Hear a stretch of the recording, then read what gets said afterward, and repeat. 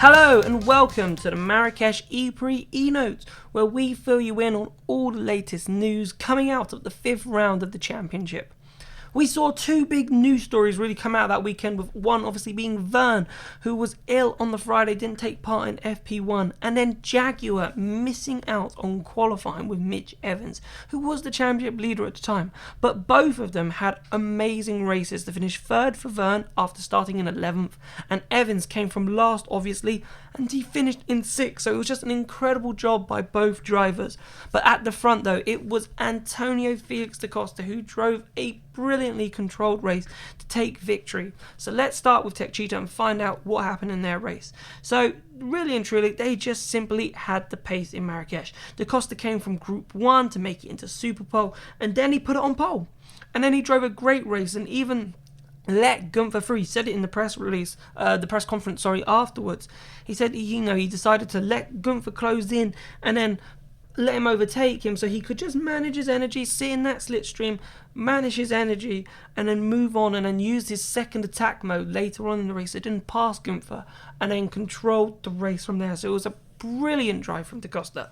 And then Jev, obviously, he said it was the toughest race of his career. Obviously doing so well to come from 11th to 3rd, pulling off some amazing overtaking manoeuvres in the process. But yeah, I have to agree with him, it probably was his toughest race, being that ill, and you could see on the podium just how visibly ill he was. So I think it has to go down as a fantastic drive from John Verne, and a really strong day from Tech Cheetah, again showing their premise in terms of being a championship contender, obviously being the team champion this season, and then being the drivers' champion for the last 2 seasons. They still look like the team to beat, but it looks like at the moment Da Costa is the man on the mission, and Da Costa could be the man to beat. But to be honest with you, with Verne's drive that he did on the weekend, you can't count that man out either.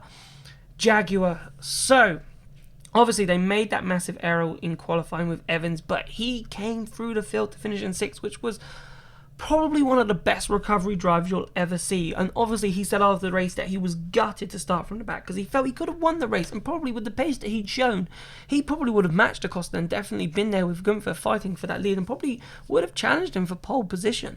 So yeah, a great comeback. So you can understand his frustration when he spoke after the race, but to still finish 6th, get 8 points, keeps his championship momentum moving, still finishing in a point, and it was 8 points is a decent chunk of points. Obviously he's falling a little bit behind now, with Da Costa obviously getting 25, but he's still in the hunt for that championship. And then James Collado, he had a really good start to the race, but he fell outside the points and he finished in 16th. So that was Jaguar. So moving on to BMW then, because obviously Gunther, he finished in 2nd, and he sort of shadowed, to be fair, Da Costa for most of the race. Obviously at the beginning they went away, it was those two that sort of led the charge, but then Gunther sort of fell back from Da Costa, but then obviously came in towards the end, got past, but then obviously as we said, Da Costa managed to pass him back, and he sort of fell back then because Verne was obviously making his way through, and then he came into that battle for 2nd with Verne, and he won out, did lose out to Verne, but then Verne sort of was running out of energy on the final lap, which Gunther knew, and that allowed him to pass Verne to move into 2nd. Elsewhere though for BMW, Alexander Sims was running great, but had a track rod failure after he crashed into Montara on the final lap, so he was running in 6th, so that promoted Evans from 7th to 6th. So he was fighting for 5th with Eduardo Mortara, but it didn't work out. The two collided, failed track rod, and that was his race done. Nissan, so obviously a really good race for Buemi, again in 4th and rolling in 9th, so a double points finish for the Japanese team. Both drivers were happy to score points after the race when they said, but obviously they were hoping, again, the in-season test that took place on the Sunday, that the team could try and work out the race pace and try and improve that, because qualifying with mainly Buemi at the moment, Roland obviously doing a solid job, quite consistent, but Buemi's obviously getting into Super Pole, which has been really good for him. But they want to be fighting with Jaguar, BMW and Tech Cheetah, so they were hoping that the test might maybe find some answers to see what they could do in order to get closer to the front of the field. Venturi, again, back in the race pace after Mexico. Obviously, a very difficult race for them in Mexico, but Mortara came home in P5, and he said he was really proud of his performance, but the team need to remain grounded, he said, as obviously the form has been a bit up and down this season, so he just wants some consistency. Macedo, another difficult drive. P17 after a tough race. He said he had brake problems again, like locking up consistently throughout the race, so that sort of hampered his race. Audi, again, another race where Lucas Di Grassi has to come from the back to score some points, and he managed to, finish P7, which was really good. Though, he's sort of struggled with the car so far this season. He was P14 again, though. Both drivers after race said, we need something, we need to find something from this car in the in-season test to sort of help find some performance, because at the moment, I suppose it's going to be really difficult to see Audi now fight for podiums. I think they've become a midfield team this season, which is such a shame, because the great manufacturers that we have in this championship, and I suppose maybe someone was going to lose out, and it looks like at the moment that Audi are those ones that are losing out.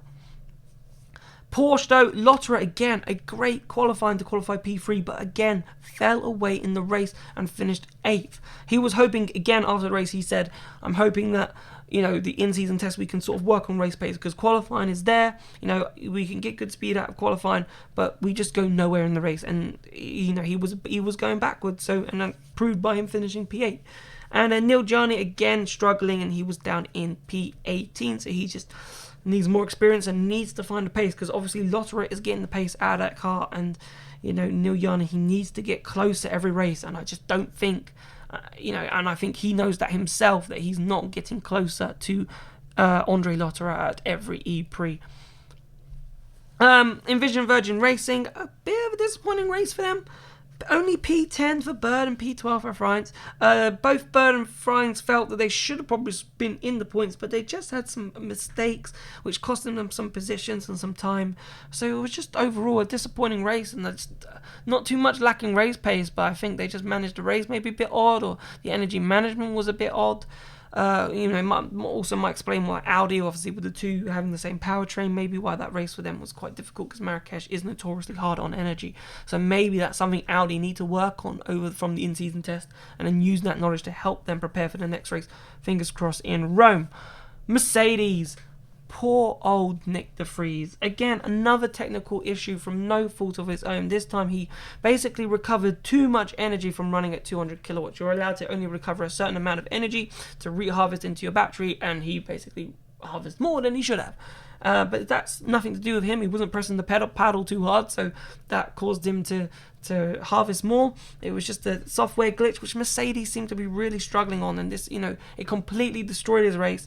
Another drive-through penalty, so his race was done. And Van Dorn, who has been Mr. Consistent until that crash in Mexico last time out, didn't really do much in Marrakesh. He was nowhere, sort of finished P15, so there's still some work to do for Mercedes. They've definitely got a quick powertrain, they've built a quick car, but yeah, just a little bit of work to do, which was sort of expected on their first season. Mahindra, so really and truly a puncture for Pascal Wehrlein, ruined his race early on, so he was down in 22nd, so had to pit for a new tyre. D'Ambrosio, last season's race winner, really struggled for pace in the race, and it's sort of been what's been going on with Mahindra a bit lately, and he finished 13th, obviously qualified in the top 10, but fell out, so a little bit again of work for Mahindra to do. Dragon, another tough race for them, as they didn't really do much, came home 19th for Hartley, 20th for Muller. So yeah, another team really in that in-season test that just needs to improve. And Neo, again, tough race. Mar last, 23rd, and Turvey was 23rd for Mar, I might have said, and Turvey was 21st. So a difficult race for them. They just need something. They probably need the in-season test to sort of learn their car and try and improve it and try and catch up to the back of Dragon and try and maybe fight for the lower half of the top 15 positions, I would say, because at the moment, sadly for them, they're not going forward very quickly. So that was it for this week's E-Notes episode. Make sure you smash that like button and subscribe for more new content that will be coming out soon, and I hope to see you soon. Goodbye.